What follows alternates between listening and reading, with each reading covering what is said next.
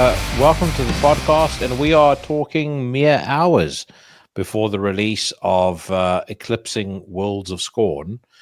Now, in fairness, you guys do have one of the very best of the best PR people, repping you guys. But what is your feeling on the eve of the release of the new record? It definitely feels to me like there's a greater sense of anticipation for this material than there has potentially been previously. Do you share that sentiment? Yeah,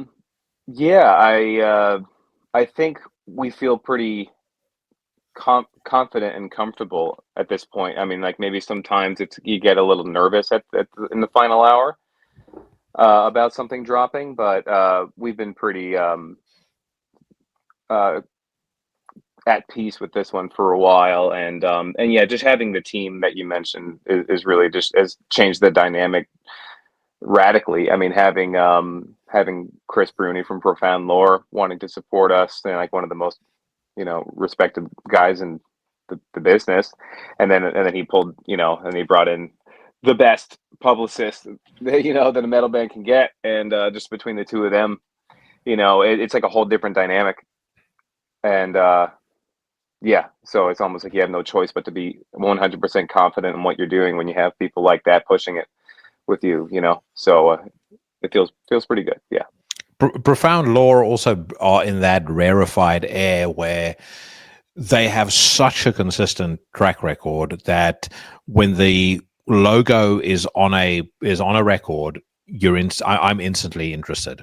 I don't like every single thing that they put out, but I'm at the very least there's a degree of investment up front to, I want to hear what you guys are putting out. I want to hear what they're doing. So, again, for me, when I saw you guys had signed to Profound Lore, that immediately ratchets it up on my radar as well.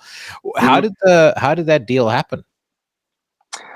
There's really not much of a it kind of just straightforward, I guess. I at the last minute, because we weren't sure what we were going to do with the album. We had honestly already tracked it, and it was in the mixing stage, I think. And a good friend of ours, John Morse, he's like the metal booking guy in Portland, Maine. He's basically made Portland, Maine an actual desirable destination for underground metal bands.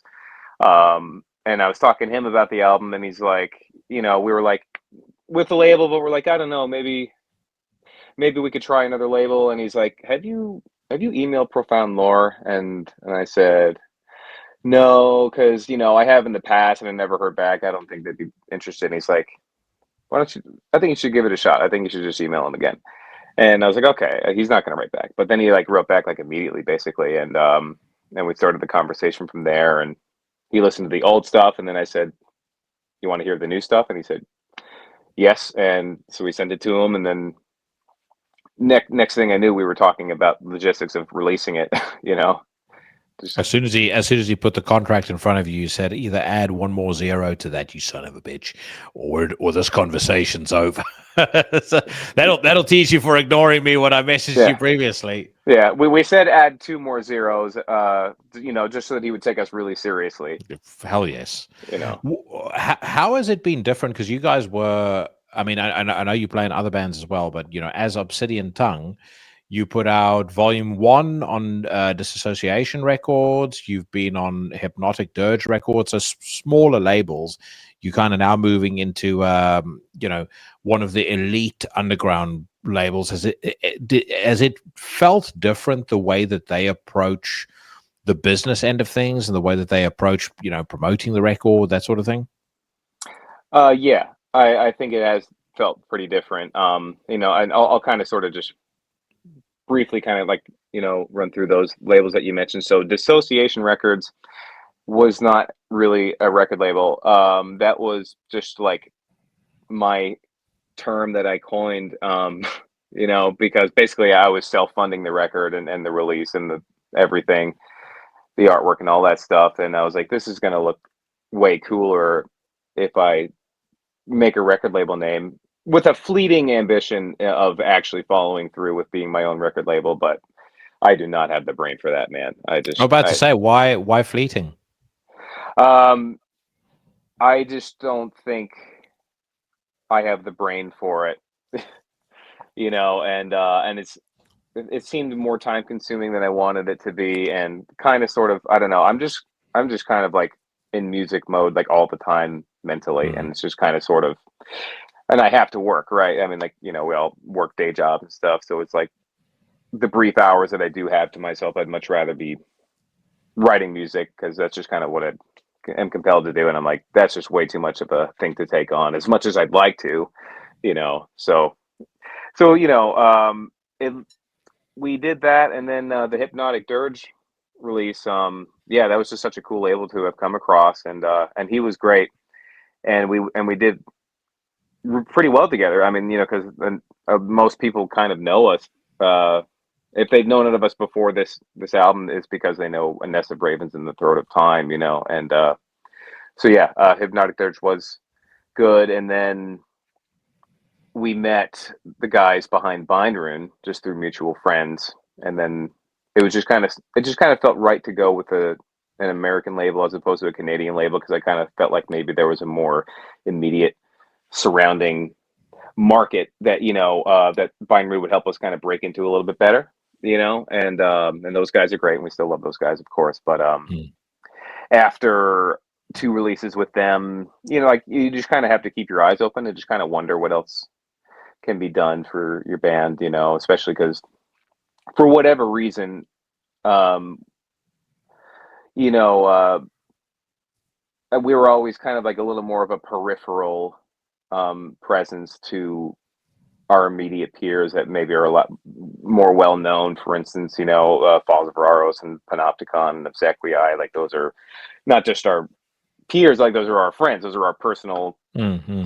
closest friends, honestly, you know. So it was kind of like, what is missing? Like, you know, I wouldn't really blame anyone or anything, but it's like you need to one, you know, keep your eyes open for what's best for you and your music. So yeah, we just, it's on a whim, just you know, try Profound Lore, and you know, here we are. So I really hope this is the beginning of a longer relationship. So we hope the record does well. Why is it that you think you guys have been on the periphery of those bands that you mentioned? It's hard to say. Sometimes I think maybe, so for instance, like we are not good at promoting ourselves. We're just not those kinds of people. So obviously that is a thing, you know, that has its effect, and everyone can have that ideal of like, oh, we're just going to be a cult band. We're going to have a cult following.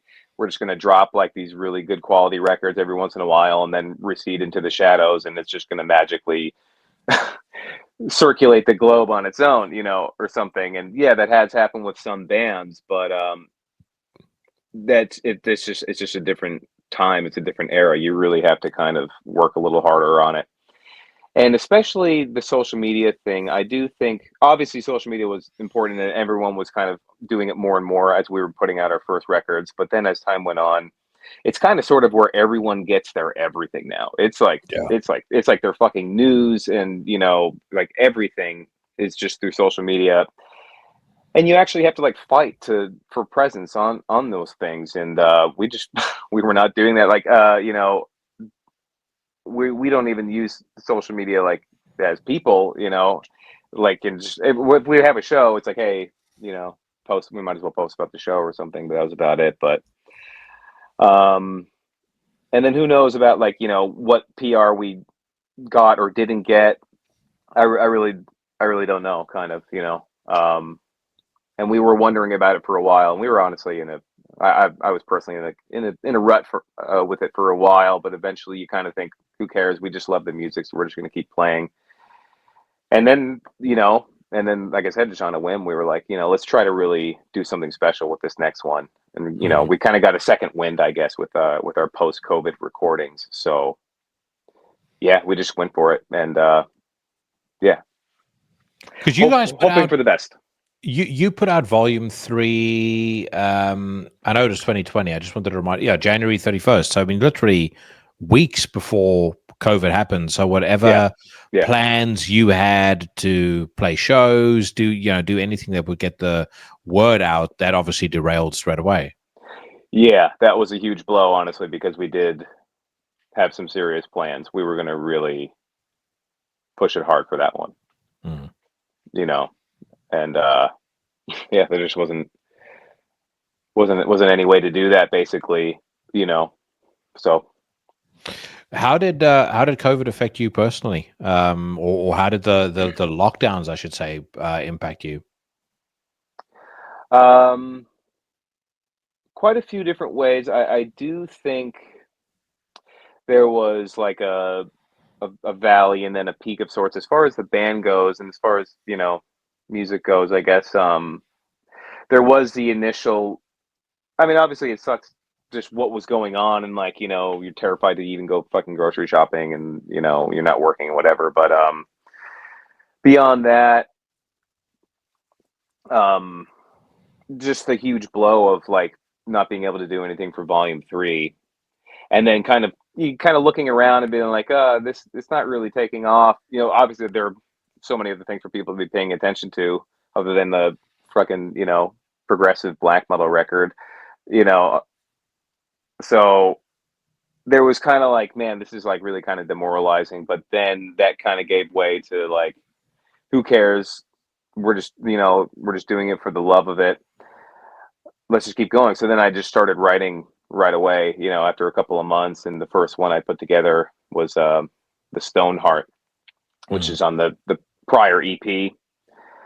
And, the lyrics ended up being something different, but musically that was kind of like the perseverance track, and just kind of like the who cares who's listening and who isn't, and who cares who's buying it, whatever. Like, this is just a way of life. This is just something that we need, just like we need, sleep and food, So let's just keep fucking doing it. Was there any one thing in particular that happened that made the penny drop for you, as far as that's concerned? Because it kind of sounds like you had adapted the mantra correctly of controlling the controllable. Yeah.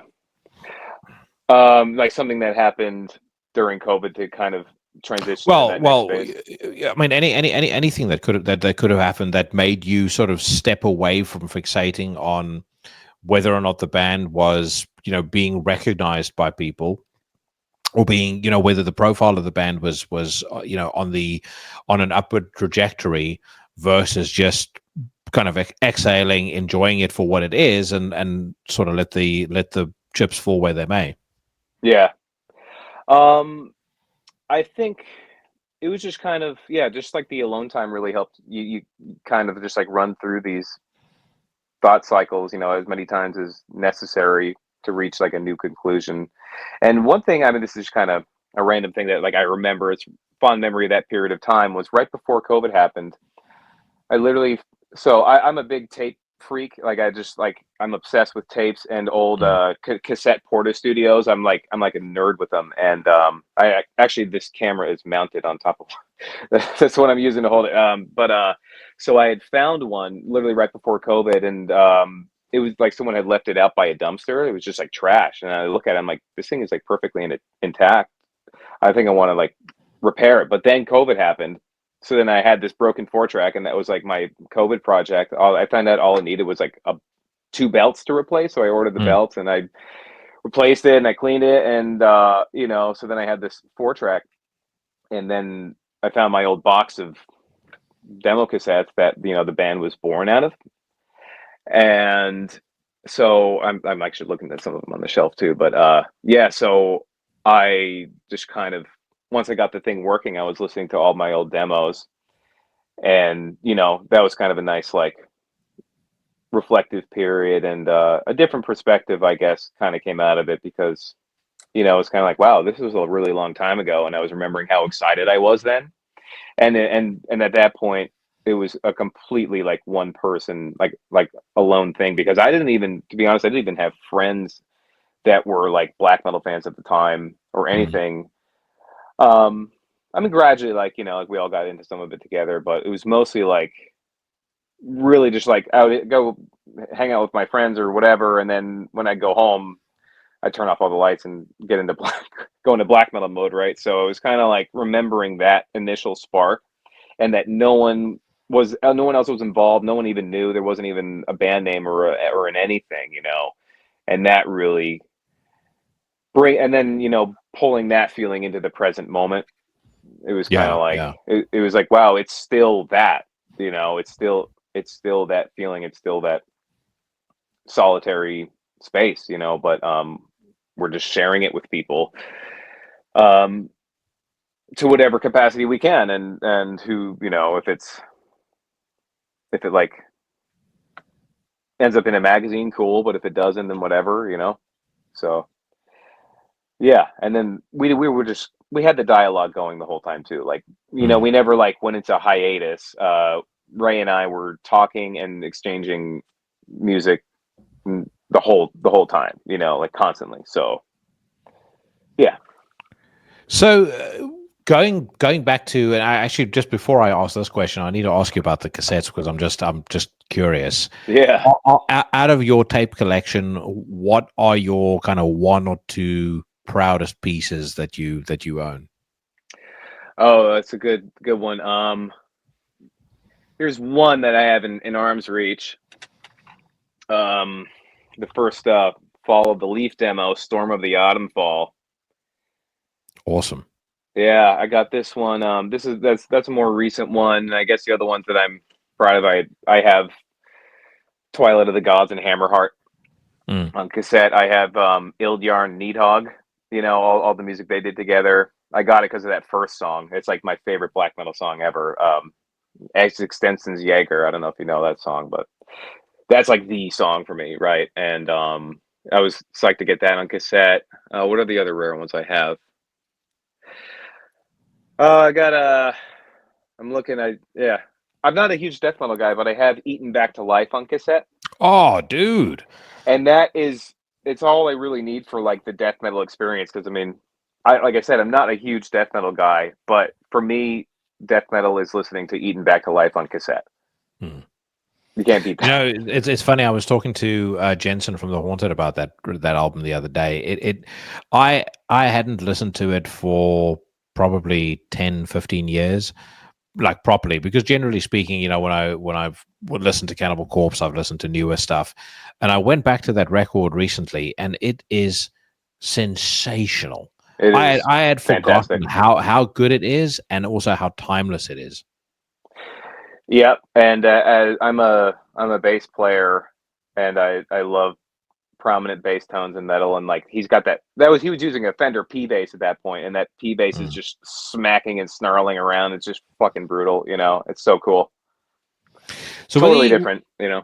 with a cassette collection, have you got any like what sort of equipment do you have to play this on? Because I am a huge audio nerd, and yeah, generally speaking, whenever somebody has a impressive vinyl collection or cassette collection, there's normally something cool you know, that's in a room somewhere. They've normally got a listing room or something like that. So I always have to ask. Yeah, no. So nothing great right now, to be honest. I just have a TX something or another. It's a Yeah. cheap one, and I haven't upgraded because there's a friend of mine. I haven't seen him in a bit. But he was phasing out his cassette stuff, and he has a Harman Kardon uh, tape deck that he's going to give me. It's like a really, I forget the model name, but it's like a top of the line Harman Kardon cassette deck that hopefully I'll be getting soon. Oh, very nice. And have you got everything else to go with that? Speakers, amplifier, all that sort of stuff. Yeah. Yeah. It's actually like kind of like the big family stereo that we kind of grew up with in the living room, because we recently, this past last year, you know, like my dad, like, you know, like sold the family house, and we got rid of everything. I had to go through our whole life basically, like figure out what we wanted and didn't want. He's like, "Do you want the stereo?" You know, so I have these big Kenwood speakers, no, Infinity speakers. I'm sorry, and then a Kenwood receiver or Kenmore. I don't know why I'm forgetting now. Are you? By the way, just are you looking at the Infinity speakers right now? I mean, they're blocked by other things, but yeah, they're like down there a little bit. These aren't the Infinity IRS speakers, are they? I don't know. They're tall and they got wooden sides, wooden casing. Yeah. Just hold on. because and the reason I ask this question is the Infinity IRS speakers are legendary, and they're legendary because Paul McGowan, who's the founder of I think it's a Wyoming-based company called PS Audio, they were always his favorite speakers. Okay. I'll see if I can get a picture up here, then I can show them to you. If you've got these, dude, I'd fly over and come and visit just to hear what they sound like. I've never heard them, but he raves about them. Is it the two separate pieces where it's got the bass drivers, like the bass and the mid bass on one speaker, and then a second cabinet where it's got all the tweeters? Oh no, it's just a left and a right that has like a woofer and a tweeter. Okay, all right. And so it'll be one of the models low down, but either way, take good care of those because there's a guy named so there's the guy that created those Infinity speakers is a legend in the high end audio game. His name is Arnie Nudell. Okay, and generally speaking, Infinity is a incredibly sought after, highly collectible brand in high end audio. No kidding. Just old geezers that listen to jazz and have a real thing for Infinity speakers.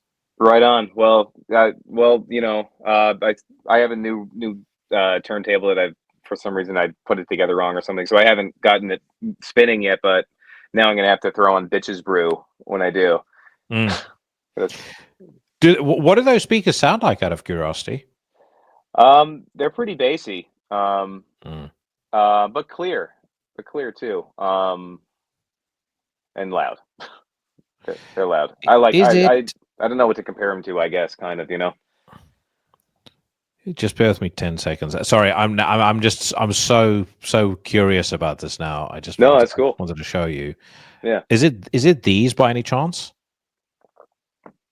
No, I don't think so. But if you want, I can go look real quick.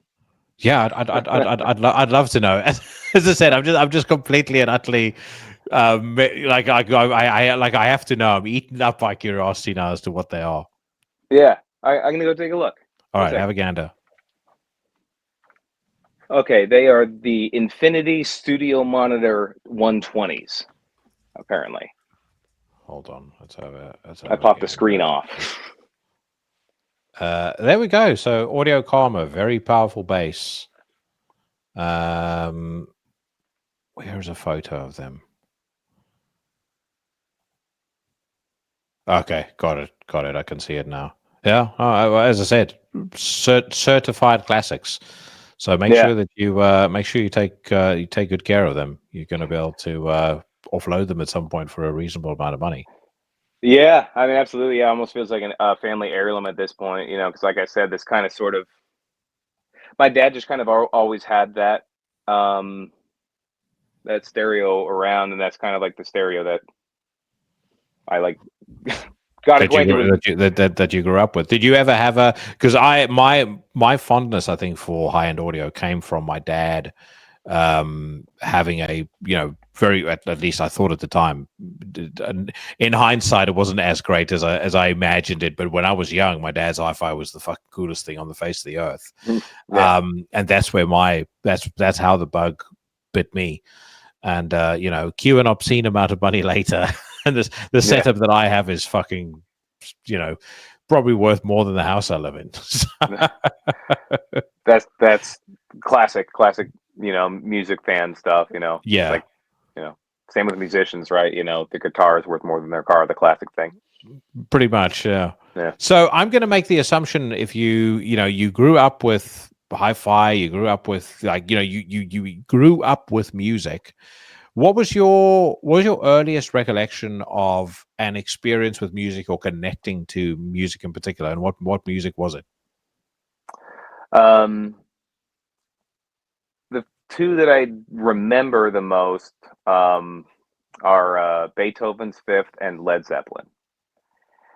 And both of those things have carried their way through basically, yeah, all my music adventures, I think, Mm. like weird background influences. So, yeah, my dad loved Beethoven's Fifth, and we listened to that quite a bit. And then his favorite band was Led Zeppelin. So I like don't know what life is like without Led Zeppelin. It's just that was my introduction to everything. And we had a VHS of The Song Remains the Same. And so when I was like 3, I learned how to operate the VCR or whatever, and put in Song Remains the Same and be like, what the fuck are these guys doing? And What were your favorite song? What were your favorite Led Zeppelin tracks in your younger years? um, I guess I couldn't distinctly remember like from that long ago. But I do know that for as long as I've been able to have an opinion, I guess my favorite songs have been "The Battle of Evermore" and "Achilles' Last Stand." Mm.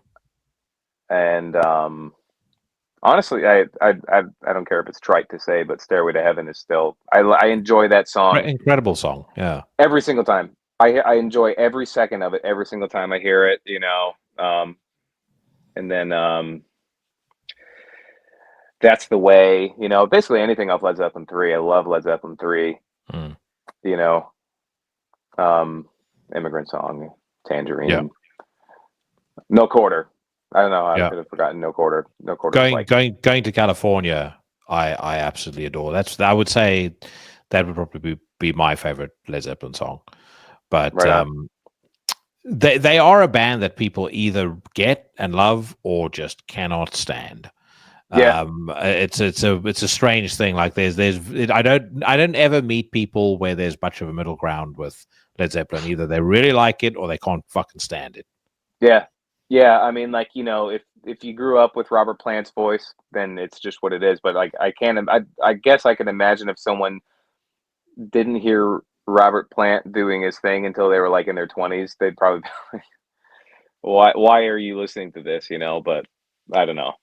That's just what a guy singing sounds like to me. It's just like can't Yeah, he can't he separate it.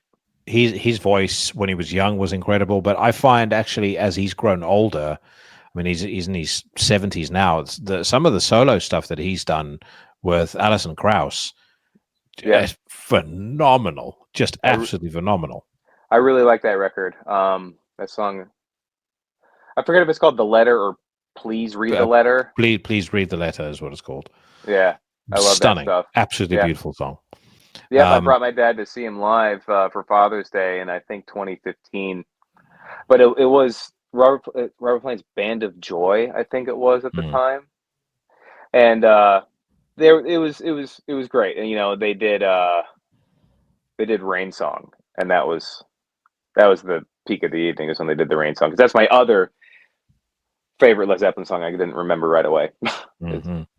Rain Song. So from Led Zeppelin, how did things start to progress? Um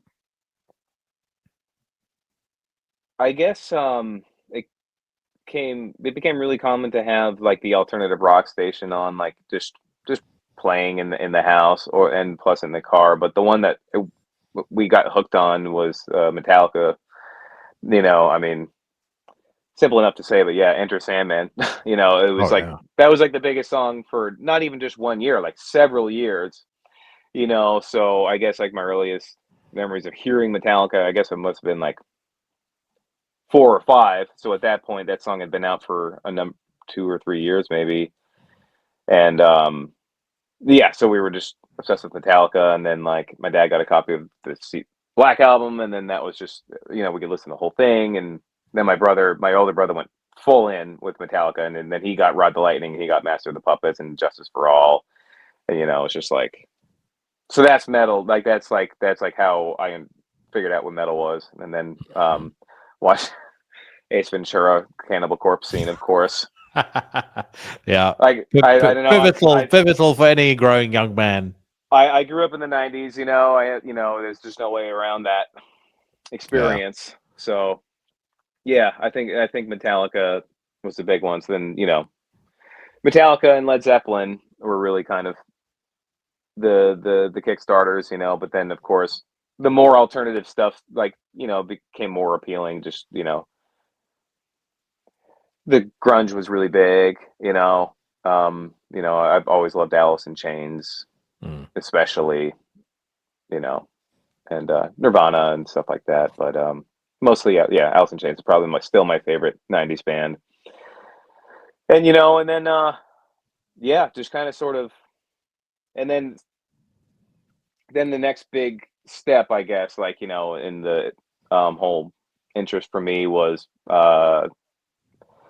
I was 12, I think. Tool put out Lateralis, and I would just went all fucking in on that. That was just like my favorite thing ever. And I got to see them live on that tour.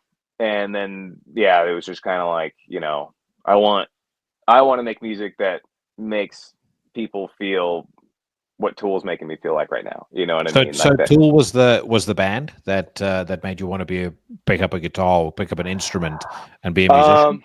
Well, that was phase 2 after Cliff Burton. So Cliff Burton was the number one reason why I wanted to be a musician, and my first instrument was bass for that reason. So Metallica / Cliff Burton, and then a couple years later, like Tool was the big one, and then yeah, and then shortly after that, the extreme metal stuff came in, through like Opeth and Death.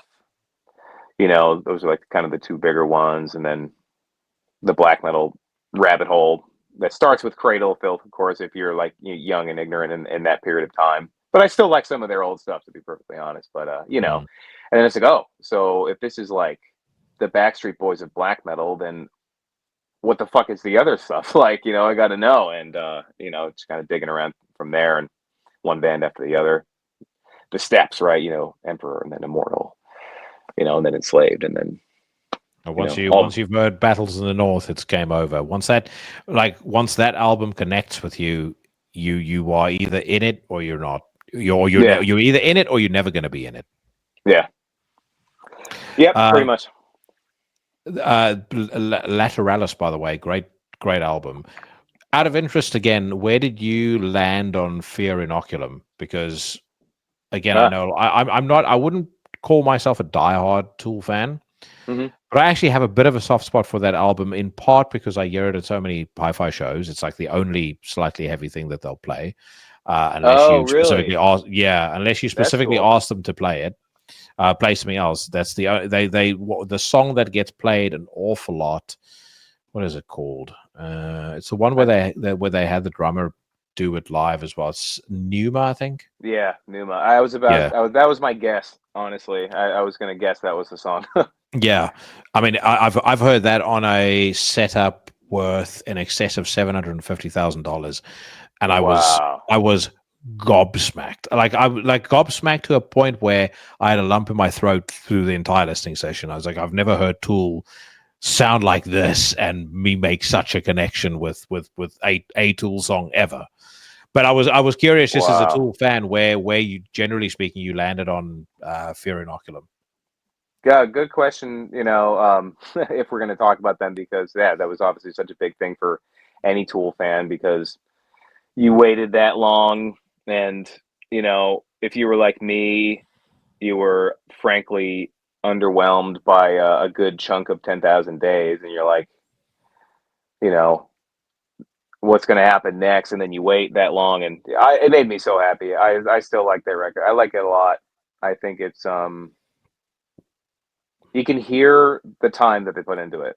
It took a ridiculously long time, but you could tell they were tweaking it that whole time, and I love it. It just has a classic Tool vibes. It's almost like this weird like nostalgia that I didn't expect, because I didn't realize that I could get like that, like nostalgic about their sound until that album came out. It's like the best vibes from all the old records, and then a bunch of new territory too. Yeah, so I love it, basically. I agree with you on 10,000 Days as well, by the way. Vicarious was really the only song off that album that I really, really liked. And then that was the record that kind of started to get me checking out of the band. Yeah, exactly. I only like the title track, like the 2-part title track.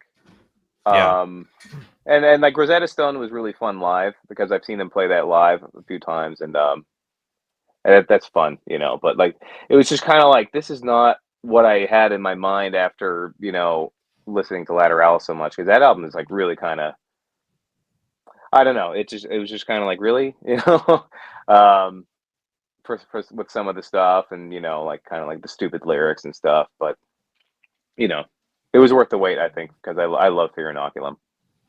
As a Tool fan, have you ever been to? I mean, I don't even know whether you could go, whether the public could go, but have you ever been to Maynard's vineyard? I don't know whether you're interested in wine at all, but I caught a documentary on his vineyard and on, or like his winemaking a little while back, and I, you know, normally something like that I would just skip straight over.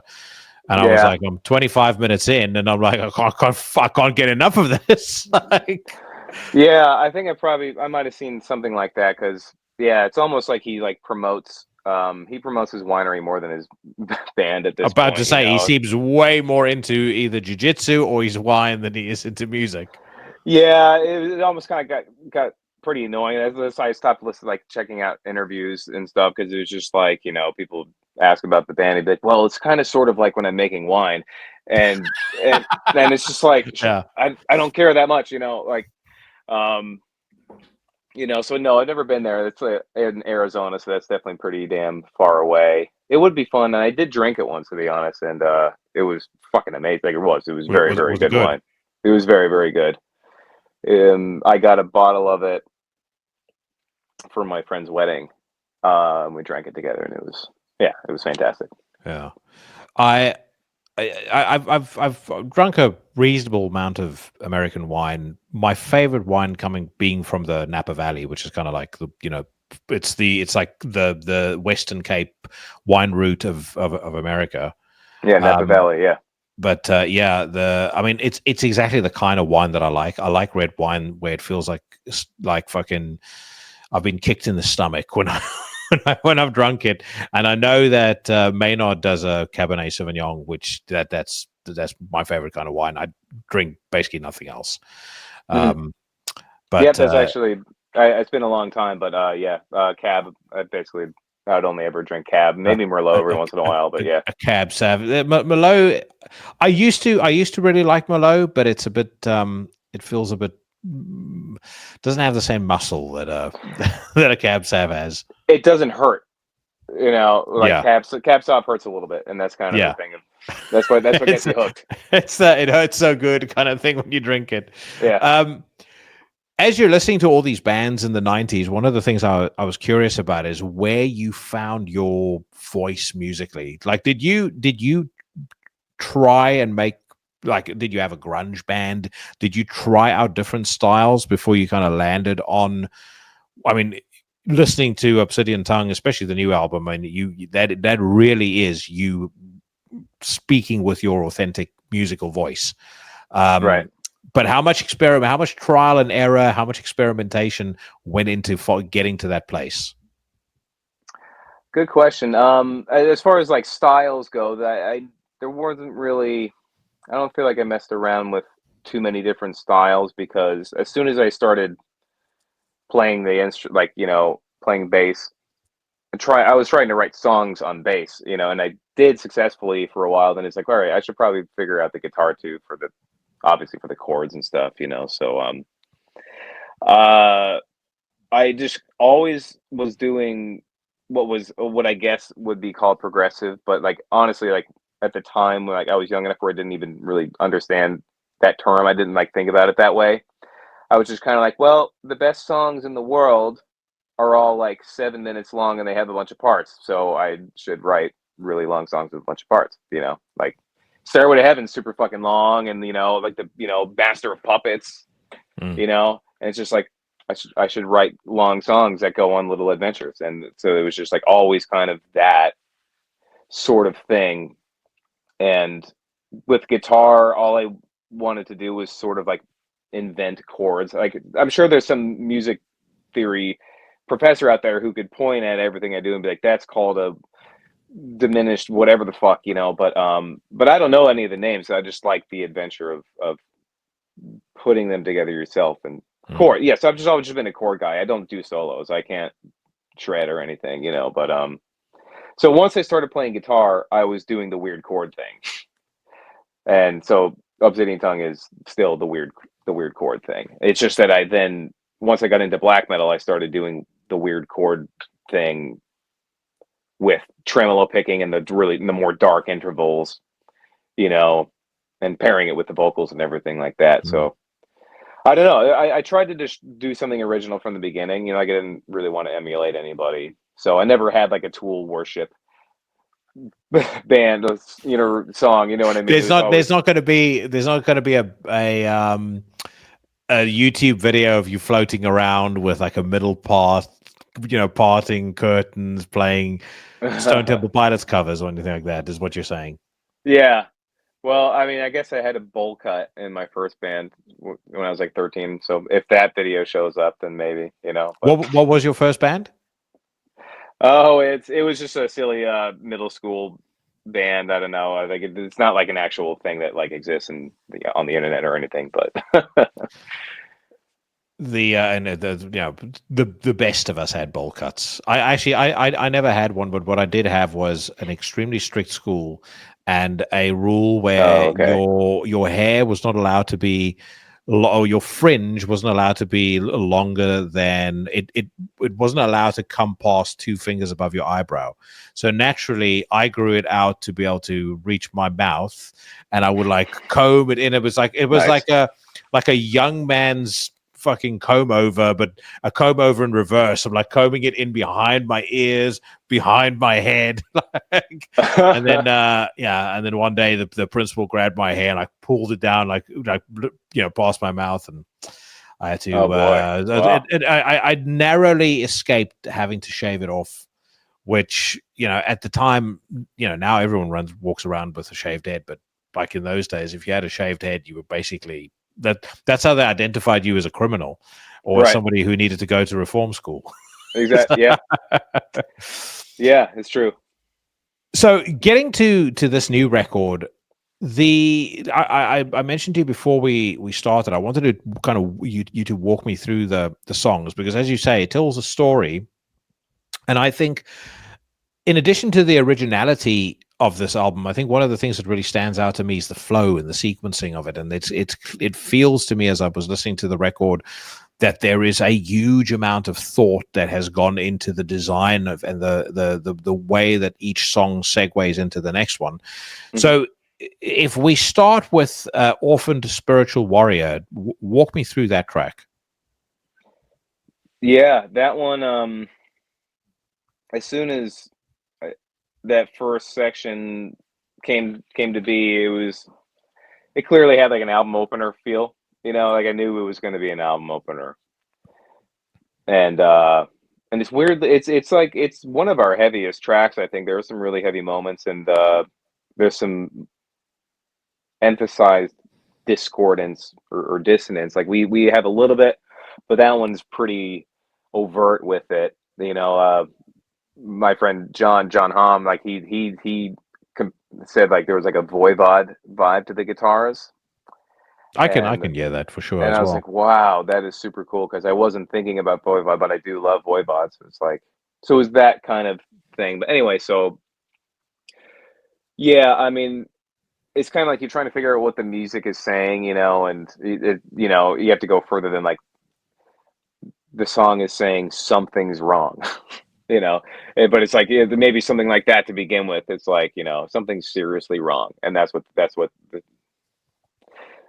song is saying, and just exploring what that could possibly mean and how it could make it kind of pertinent, but also fit in an album. Yeah, it's just kind of, yeah, like just feeling like you're in the wrong world, like you don't belong here. You know, Yeah, just yeah. like you're from somewhere else, like I don't know. And it's just kind of like a hostile environment that you know that you aren't from. So I just kind of like the idea of taking it a step further conceptually, and yeah, just making it like a spiritual thing, just, you know, as if, yeah, just like your soul is stuck here, but it's not from here, and there's no compatibility between like your soul and the world that you're stuck in, you know. And I thought I that would, and then it becomes universal, so it became like, Yeah. I just feel awkward all the time, and then just like turning it into a more broader thing of, you know, what a lot of people could maybe relate to, I guess. I like that you knew it was an opener as well, because that is, again, I'm a big fan of, or I have a lot of admiration, and I focus a lot on album sequencing, coming from a school of listening to records through end to end, and it's astonishing to me how many bands just slap together 12 songs like there's the album. Mm. But actually paying attention to it is incredibly important. Out of curiosity, Yeah, we do it a lot. We do that a lot. what is your like one or two best opening songs on on some of your favorite records? A song that really kind of stamps down what the record's about. The song remains the same. Houses of the Holy. Hmm. That is a killer opening track. Blackened. Great It's song, yeah. a killer opening track. I would have to say Battery too. I mean, both of them, man. But also my favorite band is Rush, and they somehow managed to nail it with like every single one of their records has such a killer opening track. Yeah. Signals opens with Subdivisions, one of my favorite Rush songs. Such a good opener.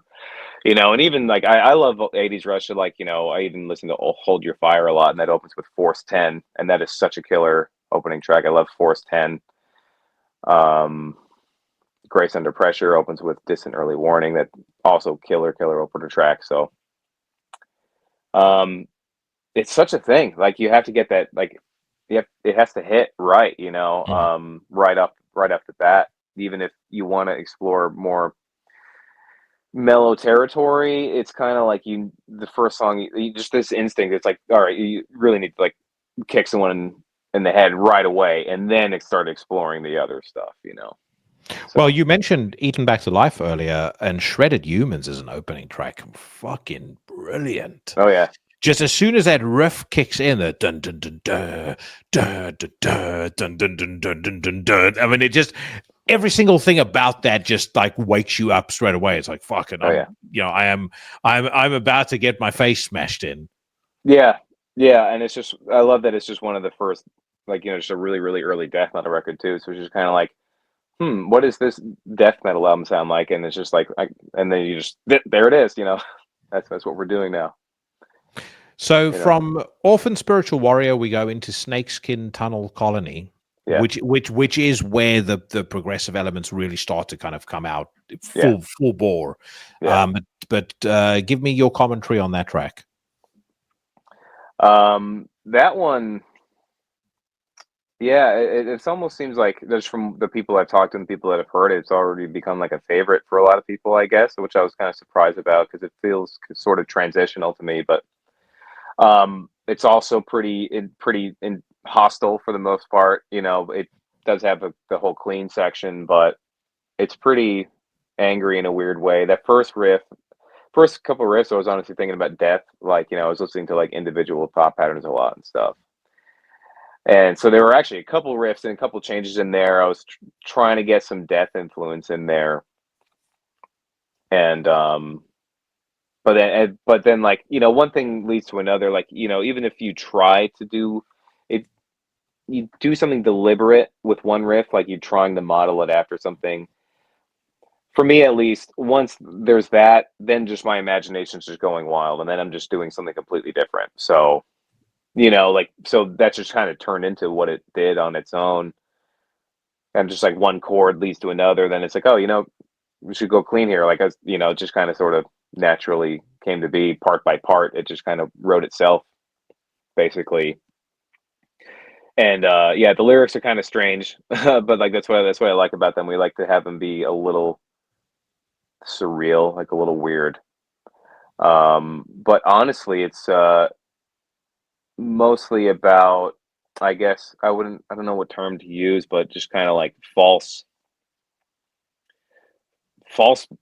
music, like false musicians, or just like people that do contrived art, of any Mhm. sort. But especially, there's just a lot of that in music, I think, and it gets frustrating. And you kind of get pissed about it. It's just like this. You just know that it's like, oh, this is just like a throwback to whatever, and this is just like flavor of the month, whatever, and it's just and so figuring out a way to take that and like turn it into this weird surreal thing. So it's a weird title too, and I say it to people and they're like, what did you just say? And so the idea is it's just it's like this massive snake in the desert like shed its skin, so it's just this massive it's like way bigger than you, so people can just literally walk in it. It's like a tunnel, and then some people decide to live there, so you can kind of see where I'm going. People would just want to set up camp in like just like a layer of the past that should have just been it was shed for a reason. People want to do people want to do like in unsubstantial throwback music or whatever, like what I mean, like nostalgia acts or something, and it's like the snake of creativity shed that layer a while ago, and why would you want to just go fucking live there and pretend you're doing something brave, or heroic by being like, oh, we're keeping the old sound alive or something. It's just like, no, you just can't think of anything original to do, And that's the thing. I mean, I think there's some bands that very much wear their influences on their sleeve, and the way they execute whatever they want to do as a loving tribute works brilliantly well. There's a band I discovered recently. What I say discovered, I've known of them for a while, but they just put out a new single which is killer. The band's called Fugitive. They've got amongst their ranks Blake Ibanez of Power Trip, and it is just glorious old school thrash worship. And it's been done, yeah, but delivered in the way that they're doing it, brilliant, absolutely fucking brilliant. But then I without naming names, I know exactly the kind of bands you're talking about when you're saying like bands that are consciously retro, and it gets to a point where it's imitation, but it's also kind of a creative conservatism where they just don't seem to want to stretch themselves beyond this very, very worn out formula that tons of other bands have done in the past as well.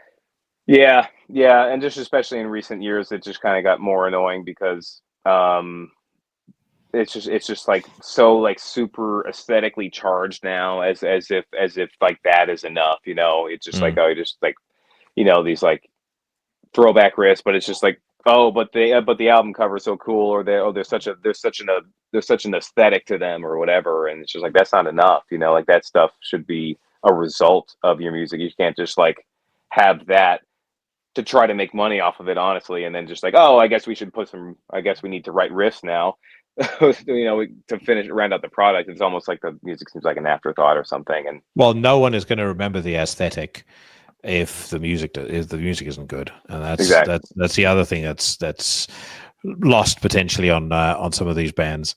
Yeah. Eclipsing Worlds of Scorn, track 3. Yeah. So this rounds out like the first half, but also basically like the trilogy of songs, because to be honest, like they are so, you're right, they are very cohesive, and they've honestly always been that way from like when they were very first demoed. It was Orphaned, and then Snakeskin, and then Eclipsing Worlds of Scorn. Like I just kind of put all three of them together. And the funny thing is the intro, I'm remembering this now, like was originally the outro. But then I switched it around, and then then the piece started to really take off, So I think it's pretty, it's like one of the more progressive ones for sure, especially with the intro. Like I don't really do leads, but I guess there is like a guitar lead in there, and I'm a huge King Crimson fan, so so I did 2 layers that kind of juxtapose, and like they kind of go out of sync with each other on purpose here and there, and that's kind of like a Robert Fripp, Adrian Belew dynamic that I always wanted to do like once at least, to be like, that's a cool thing to put into black metal, and but yeah, then it gets heavy, and again the song kind of sort of wrote itself, and you get to the last couple of riffs, and it's like it's pretty cataclysmic in a weird way. Like there's this really just kind of apocalyptic kind of thing that I get out of it. And originally I was going to try to write the lyrics about, honestly, like some weird like journey to go see an oracle somewhere, and it was gonna, and I thought it was gonna be like that, but it kind of turned into something to kind of get like the concept of that term across Eclipsing Worlds of Scorn, and that can mean so many different things, and in that one it also means a few different things. It kind of bounces around, but it's almost like an impending apocalypse, but you're also sort of dealing with your own personal eclipse at the same time, meaning like, the ego and the anti-ego, like, yourself and your shadow. And so, the whole Carl Jung thing, you're talking about the shadow, and then I had the idea of the entire planet also having a shadow, like the anti-ego of Earth, basically. Yeah. Kind of sort of like invisibly, like slowly drifting closer and closer to just kind of sort of eat the world whole at once, and like everyone at once, like everyone's everyone's anti-self was like on the same planet, and it comes, rapturous, kind of like just everyone at once getting consumed by the parts of themselves that they ignore. That kind of introspective theme feels to me like it continues on To Forgive Oneself as well. And just as a side note, again, I think what I really appreciate about Eclipsing Worlds of Scorn as a whole is that even though, you clearly like the progressive side of things a lot, you never lean into it so much that it becomes self-indulgent. It's the abrasiveness and the intensity of black metal is always there. And actually, when you get a clean vocal, you get an acoustic sequence, it almost feels like a I don't know if this is going to be the right word to use, but it almost feels like a nice surprise.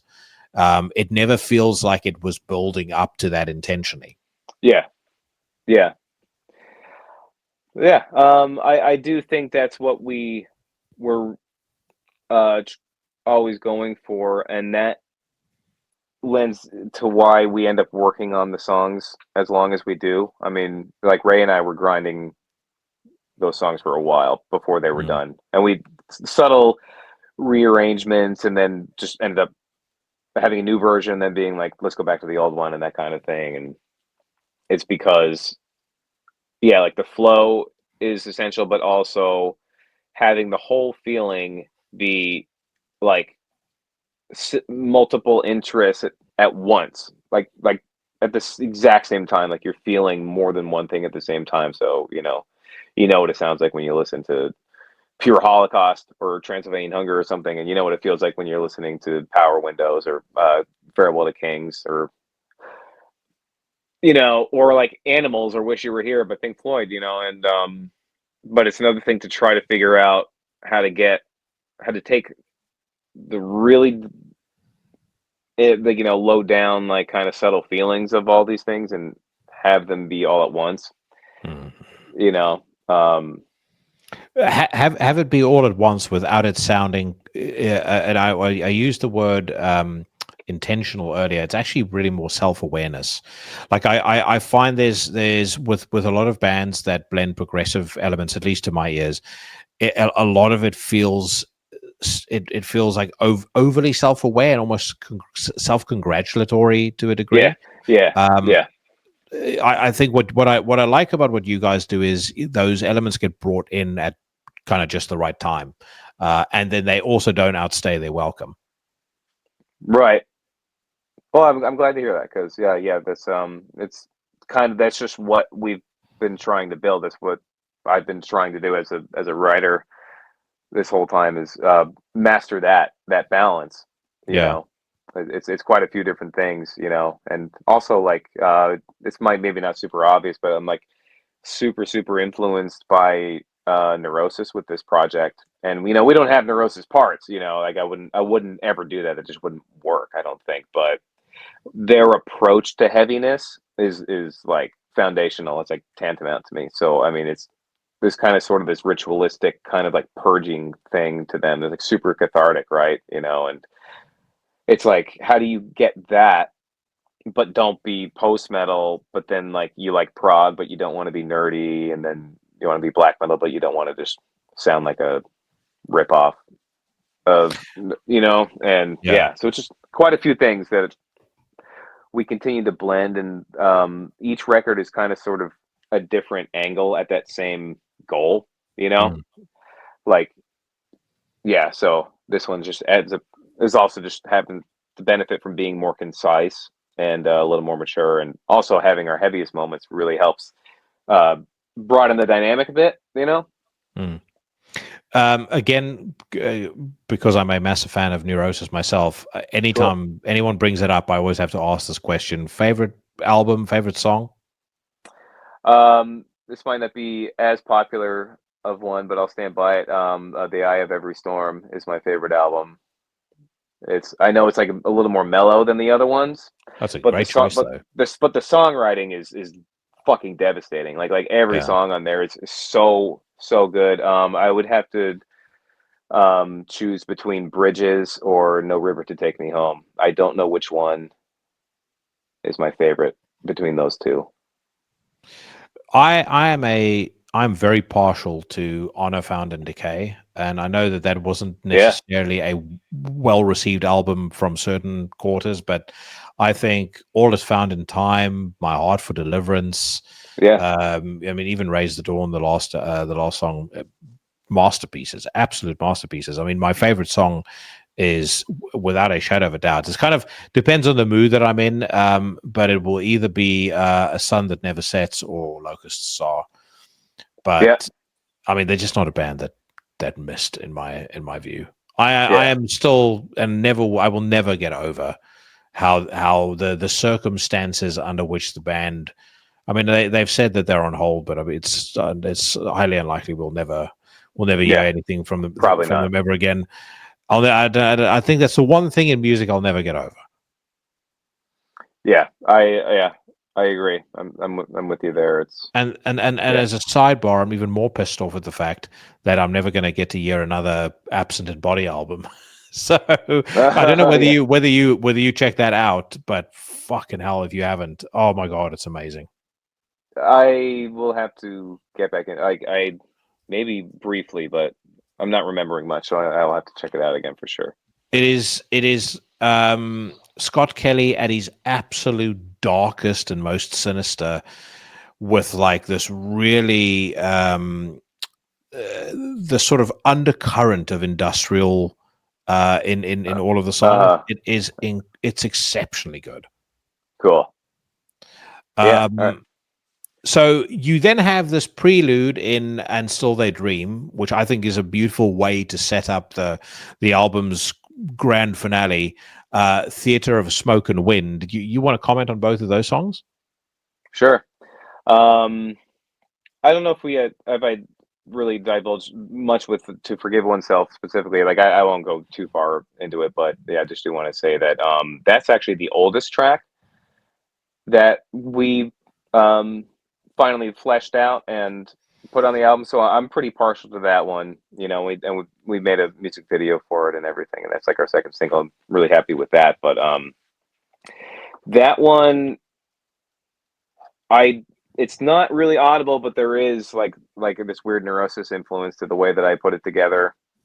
And yeah, it does. It's like it's vulnerable. Like I actually like wanted to mess with the idea of some parts being actually vulnerable in a black metal record, and it comes, it's pretty good follow up to Eclipsing, because that one's just really big and really kind of rapturous, and then it kind of gets a little more pensive and internal. That was the idea. Was the first half of the album is externalized, and the second one's more internal, and that's kind of, yeah. So um there's a lot going on in that one that I'm pretty happy with. But yeah, I actually wrote that in 2012, and it Oh just ended wow! up, yeah.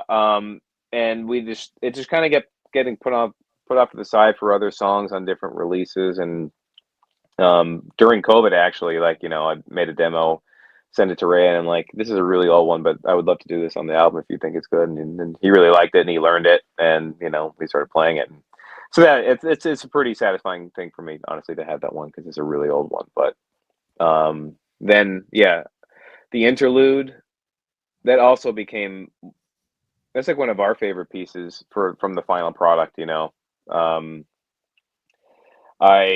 It's just like that acoustic interlude I worked on really for a long time because it's honestly very difficult. It's not very easy to play, and but I was really inspired by this guitarist Nathaniel LaRochette. I don't know if you know him from Muskox, No. and he's incredible guitar player. And the last Agalloch full length, they had him come in to do these interlude tracks. And, he's like nylon string, like fingerstyle player, and just amazing note choices. So there were 3 pieces from him on that last Agalloch album, and I was really inspired by that kind of like that kind of playing, but also Patterns in the Ivy from Blackwater Park.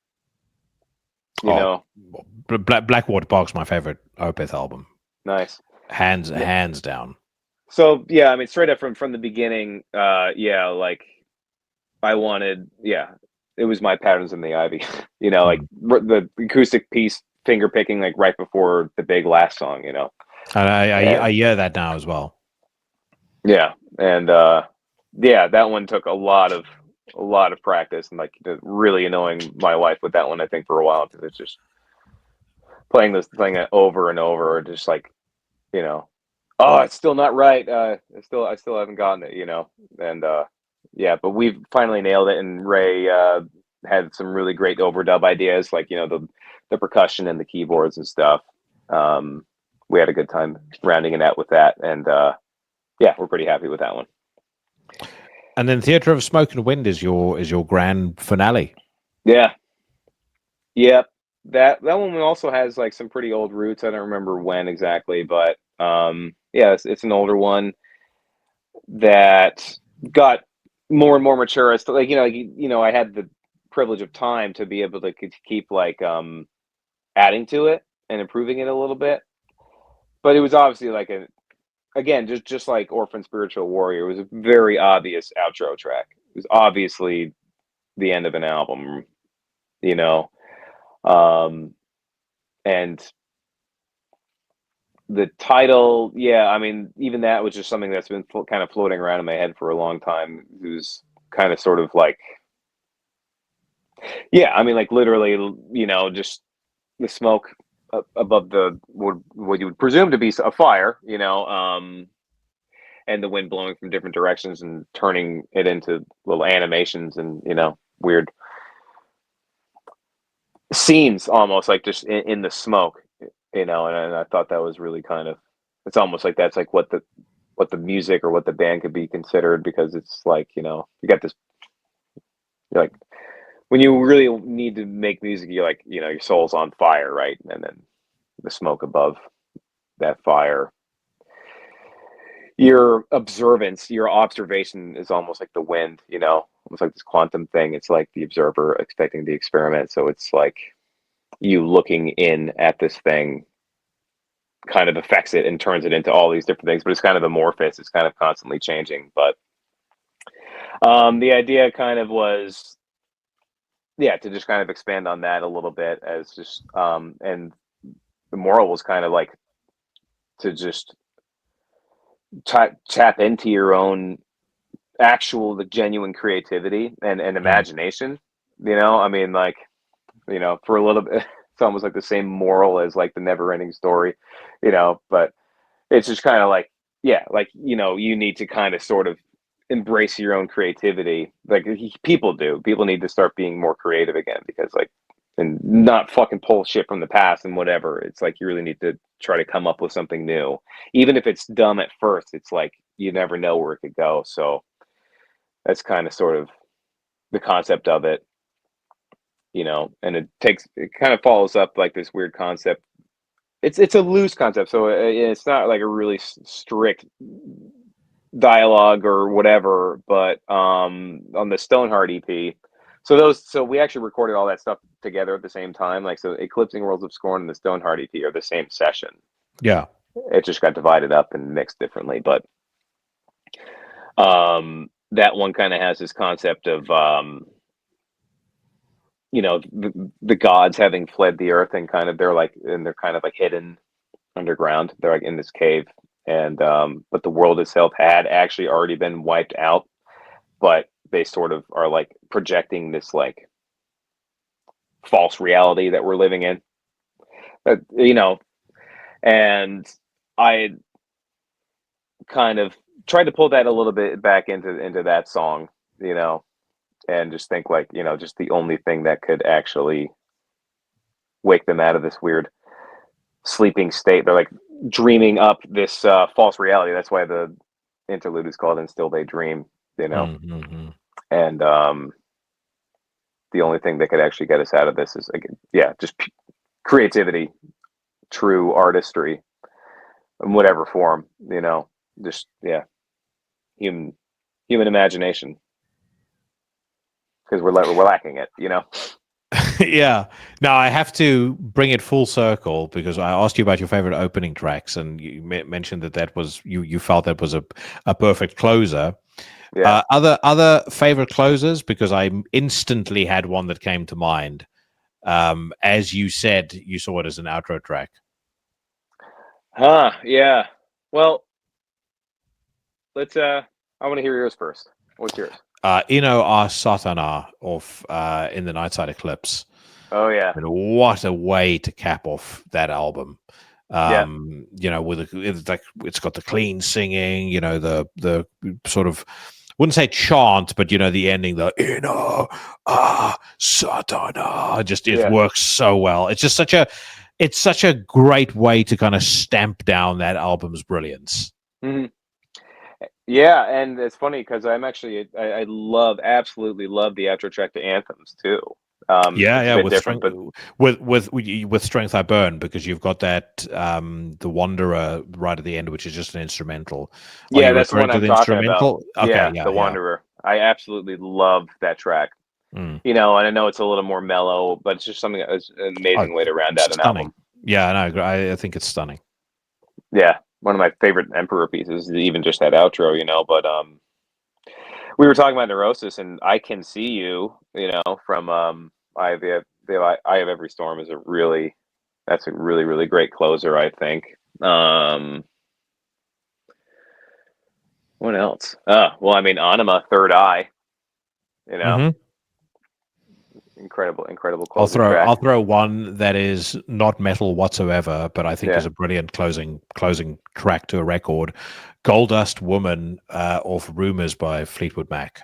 Oh, okay. Some of the best singing that Stevie Nicks ever recorded in her entire life. It is just a perfect track. I to this day have never listened to the entire album, which I should. One of the hardest men in metal got me hooked on that album because he got hooked on it, and nice. I couldn't understand like why he was such a big fan of it, knowing what he normally likes. And then I was like, I need to give this a proper listen again. And I listened to it and I was like, this is fucking brilliant. And then I just found myself in the same place that he was in, where, you're trying to dig up as many documentaries about the record as you possibly can, like reading up every single thing that you possibly can about the making of the record. It is exceptional. Yeah.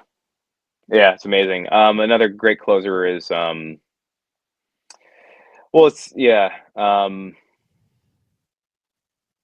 Viva Emptiness, Inside the City of Glass. But I always just put the two together because you got Omerta and then you got Inside the City of Glass, and I always just, I love that as an outro.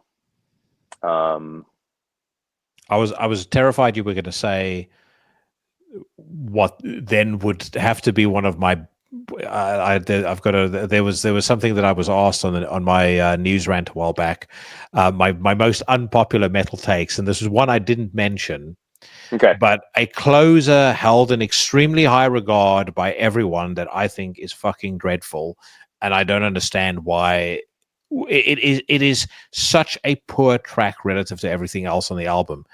Damage Incorporated. It starts off so well and then just turns into such a pile of shit. Like the song, you mean? The song starts off well? Yeah. I love that, that sort of ambient type intro that they have. It's like a perfect way to come out of Orion. Yeah, it's And just then Cliff Burton being a genius again. then yeah, exactly. And then the actual song itself is like it's just shit. I've never liked it. Never. That's really interesting because I did pop into my head momentarily. I was like, oh yeah, that's a pretty cool way to close an album. But it is kind of, I understand, because it is kind of obnoxious in comparison to like the territory that they had just treaded, with everything else. And then it's just like, oh, it's like there's almost like this weird kind of punky attitude to it or something. It's just it's toothless. It's a song that is like that thinks it's super heavy and it's not. That's great. That's so funny. I love it. It's an all show no go song. That's the problem with it. I love that. I like hot takes like that. Yeah. I like that. Yeah, I'm about to say Damage Incorporated fucking sucks. I like that. You need to tune into the news rant for more of those. Yeah. Well, Brendan, I want to say thank you so much for your time. It has been a real pleasure meeting you and getting to know you. And I do hope that I can convince more people to check out this new record because it is superb. Thank you so much. Yeah, I had a great time, and really happy that you like it, and I guess we'll see how it goes. Fantastic.